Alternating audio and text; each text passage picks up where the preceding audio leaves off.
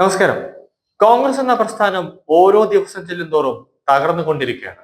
ഓരോ ദിനവും രാഹുലും സോണിയയും കൂടെ കാണിച്ചു കൂട്ടുന്ന രാജ്യദ്രോഹപരമായ കാര്യങ്ങൾ തെളിവ് സഹിതം പുറത്തു വരുമ്പോൾ അത് മദാമയ്ക്കും മദാമയുടെ മകനായ രാഹുലിനും ഒരു മിണ്ടാട്ടം പോലുമില്ല. ബി നേതാക്കളും മാധ്യമങ്ങളും ചോദിക്കുമ്പോൾ ഇറങ്ങി ഓടുകയാണ് പാർലമെന്റിൽ നിന്നും രാജ്യസഭയിൽ നിന്നുമൊക്കെ.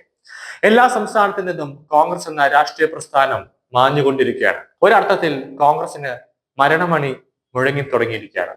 നരേന്ദ്രമോദിയുടെ സർക്കാർ ഒരു കാരണവശാലും മൂന്നാമതും അധികാരത്തിൽ വരരുത് എന്ന ലക്ഷ്യത്തോടെയാണ് കോൺഗ്രസിന്റെ നേതൃത്വത്തിൽ ഇന്ത്യ സഖ്യം എന്ന ഒരു മുന്നണി രൂപീകരിച്ചത്.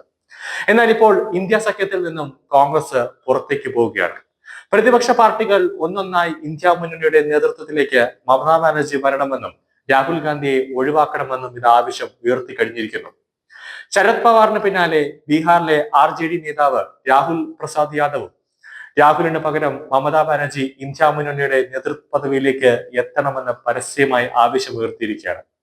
ഇതോടെ പ്രതിപക്ഷത്തിന് വല്യേട്ടൻ പദവി കോൺഗ്രസിന് നഷ്ടപ്പെട്ടുകൊണ്ടിരിക്കുകയാണ്. ഗാന്ധി കുടുംബത്തിന്റെയും കോൺഗ്രസിന്റെയും ഇന്ത്യയിലെ മേധാവിത്വമാണ് ഇതോടെ തകർന്ന് തരിപ്പണമാവുന്നത്. ഹരിയാനയ്ക്ക് പിന്നാലെ മഹാരാഷ്ട്രയിലും കോൺഗ്രസ് പരാജയപ്പെട്ടതോടെയാണ് പ്രതിപക്ഷ പാർട്ടികൾക്ക് രാഹുൽ ഗാന്ധിയുടെ മേലുള്ള വിശ്വാസം നഷ്ടപ്പെട്ടത്. മാത്രമല്ല, ശൈത്യകാല പാർലമെന്റ് സമ്മേളനത്തിൽ എല്ലാ ദിവസവും സഭാപ്രവർത്തനങ്ങൾ തടസ്സപ്പെടുത്തിക്കൊണ്ടുള്ള കോൺഗ്രസിന്റെ രീതികളോട് യോജിക്കാൻ കഴിയില്ല എന്ന തൃണമൂൽ കോൺഗ്രസ് നേരത്തെ തന്നെ പരസ്യമായി പ്രതികരിച്ചിരുന്നു.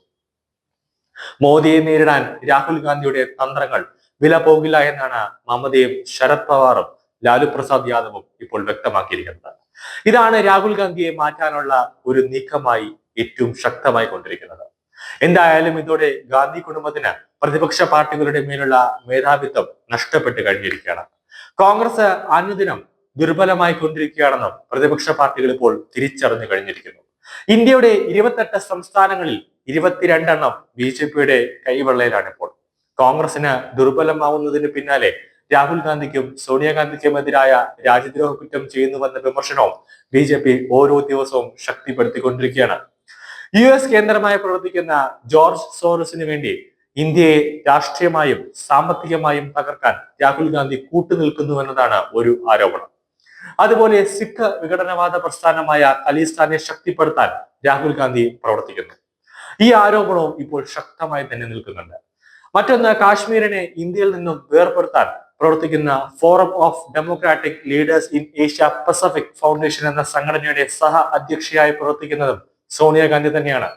ഈ സംഘടനയുടെ പ്രവർത്തനങ്ങൾക്ക് ഫണ്ട് നൽകുന്നത് ജോർജ് സോറസ് എന്ന അമേരിക്കൻ ശതകോടീശ്വരനാണ്.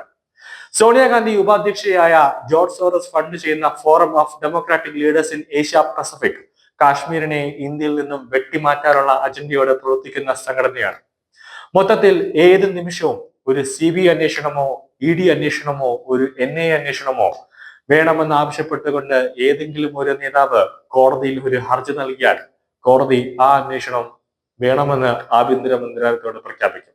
അങ്ങനെ സംഭവിച്ചാൽ അത് ഇന്ത്യ സഖ്യത്തിന് ഏറ്റവും വലിയൊരു പ്രഹരം തന്നെയാകും. അതുകൊണ്ടാണ് ഇത് നേരത്തെ മുൻകൂട്ടി കൊണ്ട് അറിഞ്ഞുകൊണ്ട് കോൺഗ്രസിനെ ഇന്ത്യ സഖ്യത്തിൽ നിന്നും എന്നേക്കുമായി മുറിച്ചു മാറ്റാൻ ഇന്ത്യ മുന്നണി ഇപ്പോൾ ഒരു ധാരണയിലെത്തിയിരിക്കുന്നത്.